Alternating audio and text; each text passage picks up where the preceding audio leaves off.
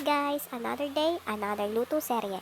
So for today is magluluto nga tayo ng himbao. So hinanda ko ng mga kailangan, may kamatis, tapos may bawang din tayo dyan.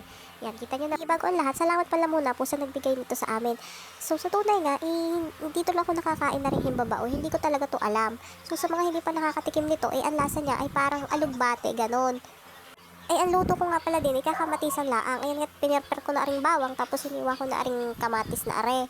Hindi ko pala sure kung may iba pang lutong pwedeng gawin din Tapos ang tubig ko dyan, tinansya ko na lang kung gaano kadami yung himbabaong aking lulutuin. So sinala ko na ngayon, di habang inaantay kong kumulo, di akin mo nang hinugasan aring himbabao ng 3 beses. Ang pagluluto naman ito ay madali laang. Yan nga, at aantayan mo lang ang maluto yung kamatis. Yan, pag kulong-kulo na, yung ilalagay na yung himbabao. Yan nga, aking minekos-mekos muna at aking dinurog yung kamatis.